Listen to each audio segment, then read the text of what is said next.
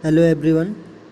आज हम लोग सप्लाई डक्ट सिस्टम के बारे में पढ़ेंगे कि किस तरह से डक्ट सिस्टम, जो भी हम लोग का डक्ट्स होता है, डक्ट्स का मतलब क्या होता है, एक चैनल बनाया जाता है जो हम लोग का जो ठंडा हवा, जैसे जो एयर कंडीशनिंग सिस्टम है, आइदर आप central air conditioning system use कर रहे हो या zoned air conditioning system use कर रहे हो, किसी भी प्रकार का जो कंडीशनिंग सिस्टम आप यूज़ कर रहे हैं, उसमें जो एयर का आप यूज़ कर रहे हैं उसको ह्यूमिडिफाई या डी ह्यूमिडिफाई अपने ठंडा या गर्मी के दिनों में या ठंडे के दिनों में आप किस दिनों में यूज़ कर रहे हैं उसके अनुसार उसको ह्यूमिडिफाई या डी ह्यूमिडिफाई कर रहे हैं, उसको कूलिंग या हीटिंग कर रहे हैं। तो वो हीट करने के बाद उस एयर को क्या करते हैं, सप्लाई करते हैं उस एरिया में, उस कमरा में, जिस कमरे को हम लोगों को ठंडा करना होता है। तो वो हम लोग किसकी मदद से करते हैं, तो डक्ट सिस्टम की मदद से करते हैं। तो वही सप्लाई डक्ट क्या है, एक चैनल है, एक पाथ है जिसकी मदद से हम लोग एयर को, जो कंडीशनिंग एयर है उसको हम लोग लेके जाते हैं। तो ये कितने टाइप का होता है, तो ये 3 टाइप का होता है। Loop perimeter duct system, radial perimeter duct system, extended plenum duct system. ठीक है, ये 3 प्रकार का हम लोगों के पास डक्ट सिस्टम है। जनरली हम लोग के पास 3 ही होता है, लेकिन और भी इसको और कैटेगराइज में डिवाइड किया जा सकता है। जैसे कि टोटल अगर आप देखेंगे कुछ बुक्स, रेफरेंस बुक, तो उसमें आपको ये 5 टाइप का भी मिलेगा। ठीक है, लेकिन जो जनरली हम लोग को पढ़ना भी है वो 3 ही टाइप का पढ़ना है। Loop perimeter duct system, radial perimeter duct system और एक्सटेंडेड प्लेनम डक्ट सिस्टम। ठीक है, तो फर्स्ट हम लोगों को लूप पेरीमीटर डक्ट सिस्टम देखते हैं कि लूप पेरीमीटर डक्ट सिस्टम किस तरह से काम करता है। तो लूप पेरीमीटर डक्ट सिस्टम में हम लोग पहले देख लेते हैं कि वो दिखता किस प्रकार का है। लूप पेरीमीटर डक्ट सिस्टम, पहले तो यहाँ पे लूप है। लूप का मतलब होता है क्लोज, मतलब पूरा चारों तरफ से। तो आप यहाँ देखिए कि यहाँ जो ट्यूब बनाया हुआ है वो चारों तरफ ट्यूब बनाया हुआ है, तो ये हो गया लूप। इसको हम लोग क्लोज्ड भी कहते हैं, लूप के जगह में क्लोज्ड वर्ड आप यूज़ कर सकते हैं।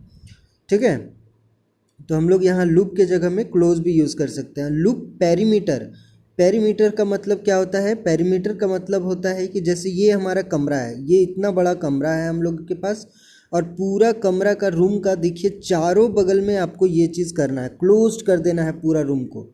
जो 4 दीवार है, जिस रूम का ठंडा करना है उसका चारों दीवार में ये वाला सिस्टम आपको लगाना होगा। ठीक है, और जो प्लांट है वो एकदम सेंटर में रहेगा, जहाँ से वो cooling effect, cooling air produce कर रहा है यहाँ पे, और उस एयर को चारों कॉर्नर में हम लोग को सप्लाई कर देना है इक्विवेलेंटली। चारों कॉर्नर में सप्लाई कर देना है, और वो जिस जिस ट्यूब से सप्लाई करेगा उसका नाम होगा फीडर डक्ट। क्या होगा, फीडर डक्ट। ठीक है, FEEDER, फीडर डक्ट होगा। उसके बाद जब ये यहाँ से जाएगा, चूँकि ये पूरा तरह से ओपन है चारों बगल से, तो ये जो एयर हम लोग का यहाँ गया वो इधर भी बटेगा और इधर भी बटेगा। जो इधर जाएगा इधर भी जाएगा और नीचे भी जाएगा, और सिमिलरली यहाँ पर भी इधर दोनों साइड में होगा, यहाँ से भी दोनों साइड में होगा और यहाँ से भी दोनों साइड में होगा। अब जो हमारा कमरा है वहाँ पे आप देखिए कि यहाँ से क्या है, एक पाथ बनाया हुआ है, ओपन है यहाँ पे, और यहाँ से वो एयर रूम के अंदर आ रहा है, यहाँ से वो एयर रूम के अंदर आ रहा है, यहाँ से वो एयर रूम के अंदर आ रहा है। सिमिलरली यहाँ से भी, यहाँ से भी, यहाँ से भी। और इसी को हम लोग आउटलेट कहते हैं, जहाँ से एयर मेरा रूम के अंदर आ रहा है। ये साइज़ जो है वो रूम का साइज़ है, और इसी को हम लोग क्या कहते हैं, आउटलेट कहते हैं।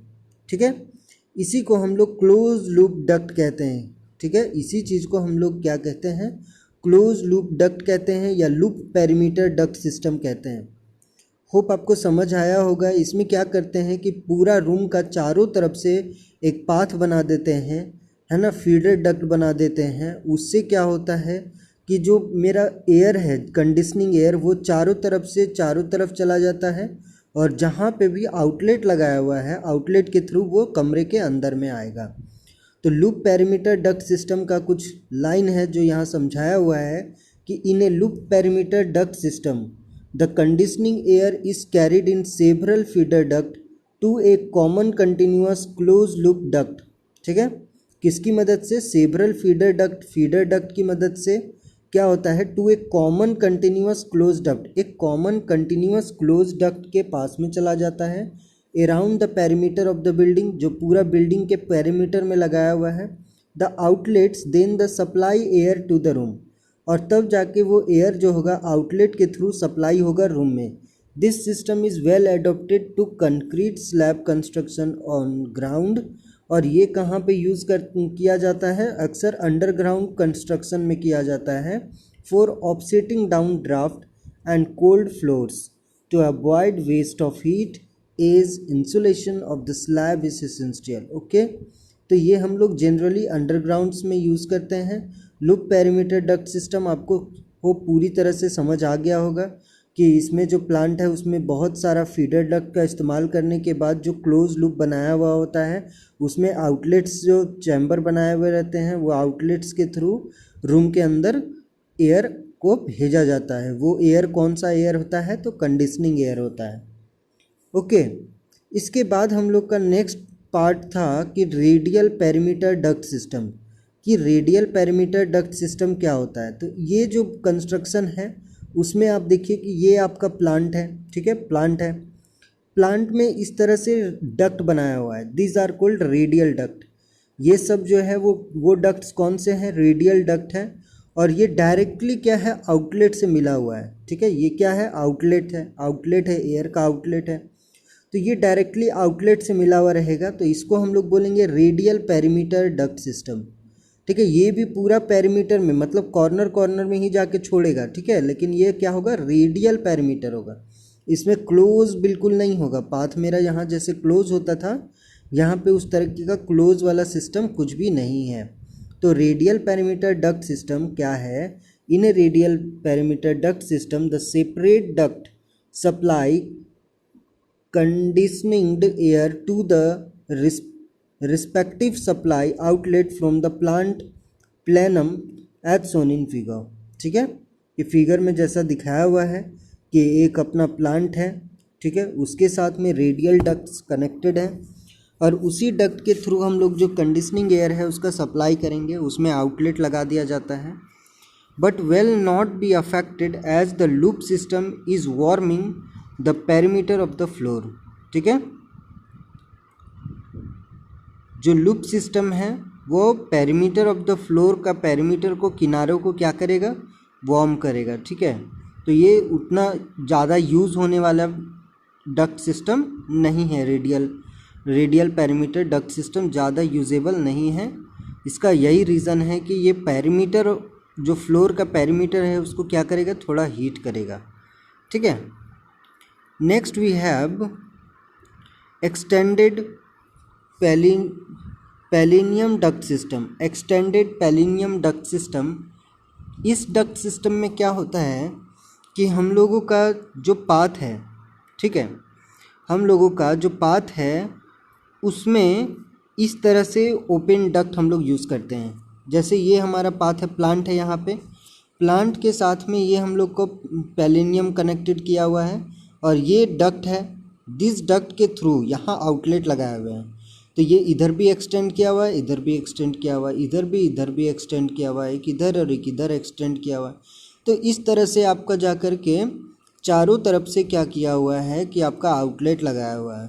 तो इसको हम लोग क्या कहेंगे, इसी को हम लोग कहेंगे extended plenum duct system. In extended plenum duct system the plenum is usually extended to one or both side of the air conditioning plant, कि उसको एक या एक से ज़्यादा डायरेक्शन में एक्सटेंड करना है। Each supply outlet is feed and conditioning air from the separate duct as shown in figure. और सेपरेट डक्ट से हर एक आउटलेट जो होगा वो कनेक्टेड होगा किससे, सेपरेट डक्ट से। जैसे this is outlet and this is connected with this duct, this is outlet and this is connected with this duct, ये इस डक्ट के मदद से कनेक्टेड है। ये जो आपका आउटलेट है ये आपका इस डक्ट से कनेक्टेड है। तो हर एक आउटलेट के पास में उसका एक डक्ट होगा और उसी के थ्रू वो काम करेगा। This system is recommended for houses and basement और करवाल स्पेस। ठीक है, इसको हम लोग घर में या फिर वही अंडरग्राउंड बेसमेंट में इसका इस्तेमाल ज़्यादा किया जाता है। ठीक है, एक्सटेंडेड पैलिनियम डक्ट सिस्टम का इस्तेमाल किया जाता है। इसके बाद हम लोग देखते हैं कि डक्ट जो हम लोग बना रहे हैं उसमें कौन कौन सा मटेरियल यूज़ करते हैं और उस मटेरियल का क्या खासियत है, इन सब चीज़ों के बारे में जान लेते हैं। तो सबसे पहले डक्ट मटेरियल में हम लोग कौन सा मटेरियल यूज़ करते हैं, तो galvanised iron sheet metal use किया जाता है।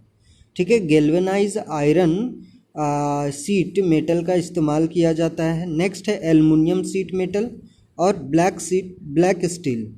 ये 3 टाइप का स्टील है, 3 टाइप का अभी मैं आपको बताया हूँ, ये सब मटेरियल का इस्तेमाल किया जाता है। First one is galvanised iron sheet metal, aluminium sheet metal और black steel.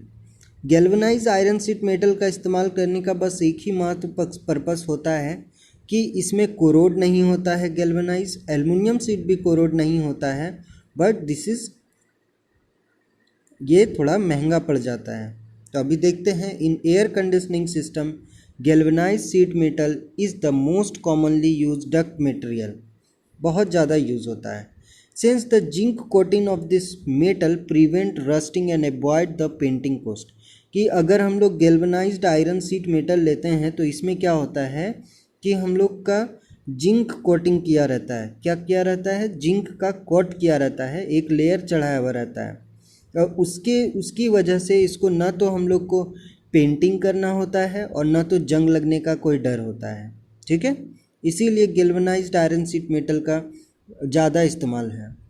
The sheet thickness of galvanized iron duct varies from 25 gauge means 0.55 mm to 16 gauge 1.6 mm।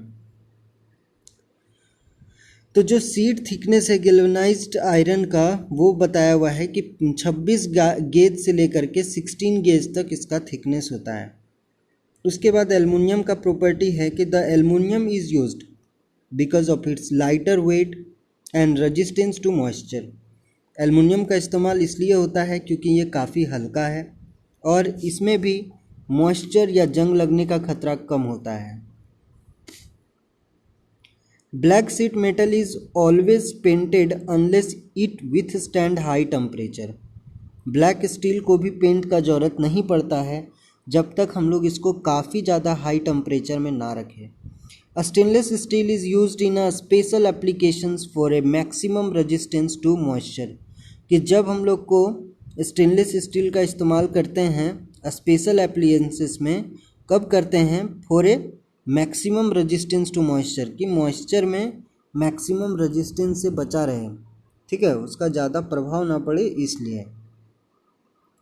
तो होप आपको डक्ट मटेरियल पता चल गया होगा। बट हम लोग none metal में भी अभी तक जितना भी देखे हम लोग, या तो गैल्वेनाइज्ड आयरन शीट मेटल हो, एल्युमिनियम शीट मेटल या ब्लैक स्टील हो, है ना, या फिर हाई स्पीड स्टील हो, हम लोगों ने सारा स्टेनलेस स्टील मेटल का बात किया है। बट क्या हम लोग इसको जो है वो हम लोग नन मेटल से नहीं बना सकते हैं? जो डक्ट है क्या हम लोग उसको नन मेटल से नहीं बना सकते हैं? तो उसी के बारे में लिखा हुआ है कि the non metal ducts are also finding increased application nowadays, कि आजकल जो डक्ट बन रहे हैं वो नॉन मेटल का भी बन रहे हैं। जैसे कि द रेसिन, किससे, रेसिन से बनाया हुआ है, the resin bonded glass fibre, कि रेसिन जो है वो ग्लास फाइबर को बॉन्ड करता है। Duct are used because they are quite strong and easy to manufacture according to the desired space and size, कि रेसिन जो है वो बॉन्डेड ग्लास फाइबर, ग्लास को के फाइबर्स को कनेक्ट करके रखता है। Ducts are used because they are quite strong.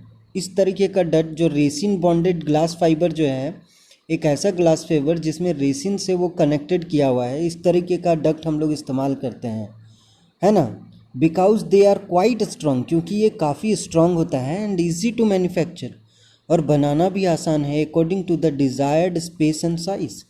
They find use in low velocity applications less than 600 metre पर second and for static pressure below a 5 mm of water gauge, कि आपको जो भी करना है ना, एप्लीकेशन का स्पीड जो है वो 600 मीटर पर मिनट होगा and static pressure below 5 mm of the water gauge के 5 mm से कम होगा। The cement asbestos duct may be employed for underground air distribution and for exhausting corrosive material।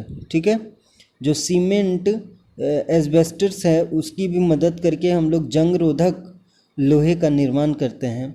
The wooden duct are suitable for place where moisture content in the air is not large in quantity. Wooden duct का भी इस्तेमाल किया जाता है और ये suitable भी होता है फॉर अ प्लेस, ऐसी जगह में जहाँ पर मॉइस्चर कंटेंट ज़्यादा ना हो।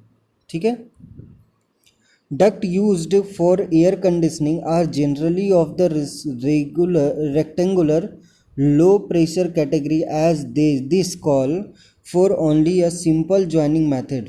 For medium and high pressure duct sheet of steel are exclusive used for strength and rigidity to withstand the high static pressure। okay,